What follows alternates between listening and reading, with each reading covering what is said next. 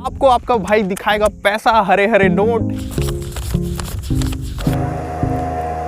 सो hey guys, आज यहाँ पे हम लोग डिफरेंट लोकेशन में आए हैं और पहली बार गाइस मुझे YouTube से इनकम मिला है और यहाँ पे बहुत ज़्यादा हवा चल रही है। आप लोगों को आ रहा होगा आवाज़ या फिर नहीं, आप लोग जो है मैनेज कर लेना। और एक बार गाइस आप लोग व्यू देख लो, मैं कहाँ पर हूँ। यहाँ पे आप देख सकते हो, बहुत अच्छा आपको व्यू देखने को मिलेगा। पीछे पहाड़ है और ये डैम है। उधर वोटिंग भी होती है, अगर आपको करना है तो आप कर सकते हो। तो गाइस आज हम लोग इस वीडियो में मैं आपको बताने वाला हूं कि मेरा YouTube का फर्स्ट पेमेंट जो है वो मेरा कितना था। बहुत दिनों से कमेंट आ रहे थे कि फ़र्स्ट पेमेंट आया कि नहीं आया और अगर आया तो कितना आया। तो यहाँ पे गाइस सीन कुछ ऐसा है कि मुझे जो पेमेंट है वो बहुत दिन बाद देखने को मिला। मतलब गाइस मैंने जो है YouTube जर्नी 2020 अप्रैल में स्टार्ट करी थी। उसके बाद गाइस मुझे जो है काफ़ी ज़्यादा टाइम लग गया ग्रो करने में, क्योंकि मेरे पास जो है कंटेंट रहता था पर मेरे पास जो है प्रोडक्ट वगैरह नहीं रहता था। तो टेक यूट्यूबर अगर बनना है तो प्रोडक्ट मस्ट इम्पॉर्टेंट होता है, मैं ऐसा मानता हूँ। और साथ में आज के डेट में और भी ज़्यादा इम्पॉर्टेंट हो गया। अगर पहले नहीं था ऐसा आप लोग बोल रहे हो, तो आज के डेट में मुझे ऐसा लगता है कि इम्पॉर्टेंट है। और साथ में गाइस जब 2020 अप्रैल में मैंने स्टार्ट किया तो उसके बाद करीबन 9-10 महीने मुझे लग गए जो मेरा मोनेटाइजेशन है वो ऑन होने में, एडसेंस ऑन होने में।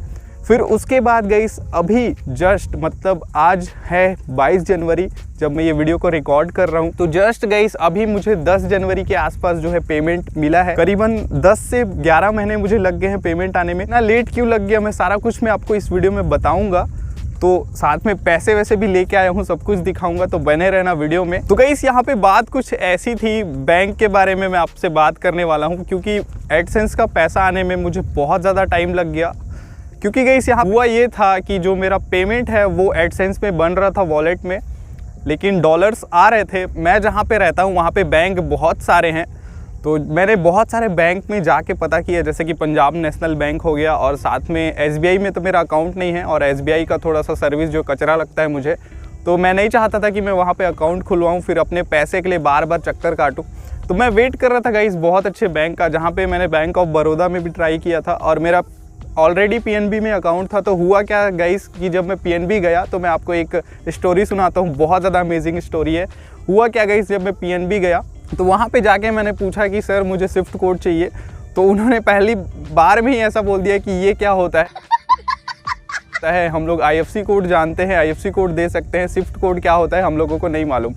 तो मतलब मेरा मूड पूरी तरह से ख़राब हो गया था, पता नहीं मन कर रहा था क्या कर दूँ, वहाँ पे सर्वर फोड़ दूँ मन कर रहा था सामने वाले का, एम्प्लॉय का कंट्रोल होता है। तो हालांकि वो एम्प्लॉय था, उसको शायद कुछ पता नहीं था या फिर वो नया आया होगा, पर शक्ल से लग रहा था बहुत दिन से काम कर रहा है वो। फिर उसके बाद गाइस हुआ क्या कि मैं दूसरे दिन गया, उस दिन बैंक मैनेजर वहाँ पे था नहीं। तो दूसरे दिन जब मैं गया तो बैंक मैनेजर से मैंने पूछा कि मुझे स्विफ्ट कोड चाहिए, तो उन्होंने मुझे बिठाला और मतलब सारी बातें पूछी कि क्यों चाहिए। तो सारा कुछ मैंने उनको बताया। तो उन्होंने बोला कि देखिए ऐसा है कि हमारा जो बैंक है यहाँ का वो सब ब्रांच है और स्विफ्ट कोड के लिए जो है ऑथराइज्ड नहीं है। इस वजह से आपका जो बैंक है आपको जो है बड़ी सिटी में ट्रांसफ़र करना पड़ेगा। इसी वजह से गाइस मैं नहीं चाहता था कि मैं ट्रांसफ़र करूँ अपना अकाउंट, क्योंकि मुझे अपने पैसे के लिए फिर बार बार अगर कुछ काम होगा तो फिर वहीं जाना पड़ेगा और मुझे कोई जाना भी नहीं है, मतलब ज़रूरी कोई काम भी नहीं रहता बड़ी सिटी में जाने का। तो इसी वजह से गाइस जो है मैं बहुत दिन से वेट कर रहा था कि यहाँ पे एक बैंक खुलने वाला था, मुझे पता था। तो बैंक खुलने वाला था ये सुन के मैं वेट कर रहा था। फिर एक्सिस बैंक गाइस सडनली खुल गया। फिर एक्सिस बैंक में मैं गया तो एक्सिस बैंक का एक्सपीरियंस ऐसा है कि वहाँ पे जो मेंटेनेंस चार्ज थी वो मुझे बहुत ज़्यादा लग रही थी।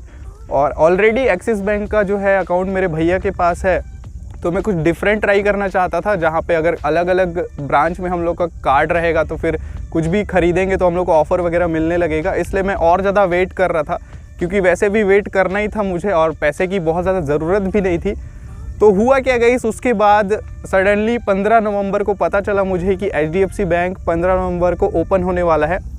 लेकिन गाइस मैं आपको बता दूं कि 15 नवंबर को भी HDFC बैंक ओपन नहीं हुआ। मतलब गाइस ये बहुत बड़ी बात थी मेरे लिए। मैं 15 नवंबर से वेट कर रहा था कि HDFC बैंक जो है मेरे एरिया में ओपन होने वाला है, सुनने में आया है, लेकिन ऐसा बिल्कुल भी नहीं हुआ। तो उसके बाद गई दूसरे सिटी के HDFC वाले एम्प्लॉय से मेरी जो है दोस्ती हो गई। तो मैंने उनसे पूछा कि यहाँ पे कब ओपन होने वाला है, बिल्डिंग वगैरह सारा कुछ रेडी हो गया था। तो फिर गाइस उन्होंने बताया कि टाइम लगेगा अभी, क्योंकि वहाँ पे ट्रांसफार्मर है जो उड़ गया है, फिर नया ट्रांसफार्मर आएगा और मतलब सारे यूपीएस सिस्टम सारे कुछ उड़ गए थे, इस वजह से और ज़्यादा डिले हो गया। तो इस वजह से गाइस जो फाइनली एचडीएफसी बैंक जो है 1 जनवरी को खुला है, और मेरे एरिया में खुलने के बाद गाइस मैं पहले से ही बता चुका था कि मुझे स्विफ्ट कोड से मतलब है, और स्विफ्ट कोड अगर आप प्रोवाइड करोगे तभी मैं अकाउंट खुलाऊँगा।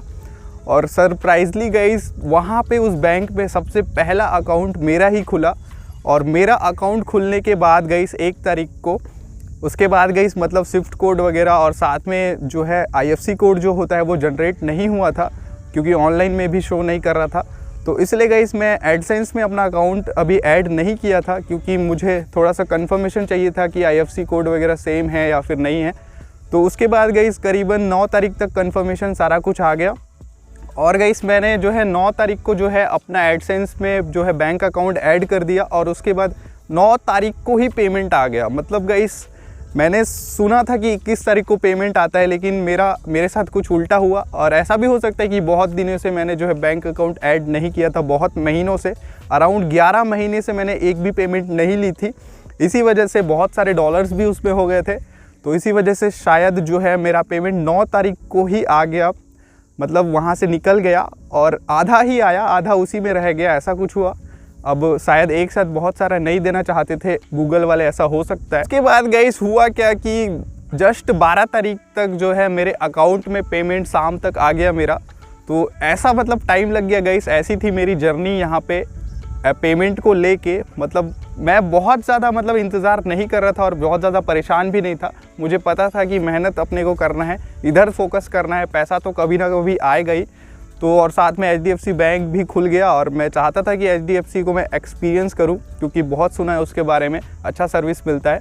और लिटरली गाइस मुझे सही में अच्छा सर्विस मिला। 2 मिनट में मेरा अकाउंट खुल गया है, 2 मिनट में किट वगैरह सारे कुछ मिल गए, और मतलब सिर्फ 2 दिन में मेरे अकाउंट में पैसा आ गया। मेल आया था गूगल की तरफ से कि आपको जो है 5 दिन के अंदर अगर आपके अकाउंट में पैसा नहीं आएगा तो आपको जो है बैंक में जाके पता करना चाहिए। लेकिन 2 दिन में ही मेरा पैसा आ गया, और बीच में संडे भी फंसा था, लेकिन संडे से मुझे कोई भी इशू नहीं है। मेरा संडे को ही पैसा ट्रांसफ़र हुआ था गूगल की तरफ से, एडसेंस की तरफ से, लेकिन मंडे शाम तक जो है मेरा पैसा मेरे अकाउंट में आ गया था। तो गाइस अगर आप यूट्यूब से हैं तो मैं आपसे एक चीज़ बोलना चाहता हूँ कि अगर आप जानना चाहते हैं कि पैसे कैसे ट्रांसफ़र होते हैं, फर्स्ट टाइम क्या क्या प्रॉब्लम्स झेलनी पड़ती है, मैं सारा कुछ आपको बताने के लिए रेडी हूँ। क्योंकि गाइस मुझे एचडीएफसी की तरफ से कॉल आया था और मुझे कुछ कोड वगैरह प्रोवाइड करने को बोला गया था, और साथ में मेल करने को बोला गया था। उसके बाद ही हम लोग आपका पैसा ट्रांसफ़र कर पाएंगे, ऐसा कुछ मेरे साथ केस हुआ। और ये 2022 का कुछ नया फंडा हो सकता है। अगर आपको जानना है गाइस तो कमेंट करिए नीचे, मैं आपको अच्छे से डेडिकेटेड वीडियो बना के सारा कुछ बताऊँगा कि कैसे कैसे प्रॉब्लम्स आते हैं फर्स्ट पेमेंट लेते टाइम। सो गाइस फाइनली अब मैं आपको बता देता हूँ कि मैंने कितना अर्न किया है। लेकिन गाइस आपको मैं दिल से थैंक यू बोलना चाहूँगा, जो भी मतलब स्टार्टिंग से मेरा वीडियो देख रहे थे और बहुत ज़्यादा मुझे सपोर्ट किया, उन लोगों को बहुत ही ज़्यादा थैंक यू। और साथ में जो आज नया वीडियो देख रहे हैं उनको भी बहुत ज़्यादा थैंक यू। और साथ में नए हो तो प्लीज़ सब्सक्राइब कर देना, क्योंकि बहुत ज़्यादा ग्रो करने का सोच रहा हूँ मैं आप लोगों के साथ, और आप लोगों का सपोर्ट रहेगा तो सही में बहुत अच्छा ग्रो कर जाएंगे हम लोग। और फाइनली गाइस मुझे कितना अर्न हुआ मैं आपको बताता हूँ। फाइनली गाइस आपको आपका भाई दिखाएगा पैसा, हरे हरे नोट यहाँ पे आप देख सकते हो, और साथ में ये भी है। तो गाइस फाइनली कितना अर्न हुआ है, जितने पैसे मेरे अकाउंट में मैं आपको बता रहा हूँ। तो यहाँ पे गाइस आप ये गड्डी देख सकते हो, 500 की नोट है, 50,000 रुपये है इसमें, और इसको गिनने की ज़रूरत नहीं है शायद। और उसके बाद गाइस यहाँ पे मेरे पास अलग से 10,000 रुपये है। तो इसको अगर आप चाहो तो मैं गिनता हूँ आपके सामने, तो फटाफट गिनते हैं।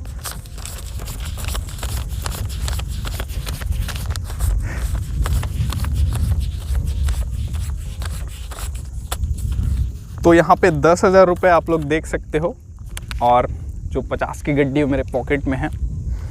तो यहाँ पे गाइस मुझे इतने अर्न हुए हैं अभी, तो 60,000 रुपये मुझे अर्न हुए हैं, जहाँ पे अकाउंट में मेरे अभी करीबन शायद 1700 या 1800 रुपये बचे हुए हैं। वो एक्स्ट्रा थे, मैंने उसको नहीं निकाला। और टोटल अगर बात करें गाइस तो आप लोग अब काउंट कर सकते हो। और मतलब गाइस यहाँ पे आधा पैसा ही आया है मेरा अभी, क्योंकि आधा जो पैसा है मतलब आधा से ज़्यादा आ गया है समझ लीजिए। मतलब 25% या 20% पैसा उसमें बचा हुआ है, बाकी पूरा पैसा मेरे पास आ गया है। और यहाँ पे गाइस आप लोग बिल्कुल भी जज मत करना इसको लेके कि ये मेरा 1 महीने का पेमेंट है या फिर एक बार में ऐसा है। ये जो मुझे करीबन 11 से 10 महीने लग गए हैं इसको अर्न करने में। तो प्लीज़ गाइस आप लोग सपोर्ट करिए।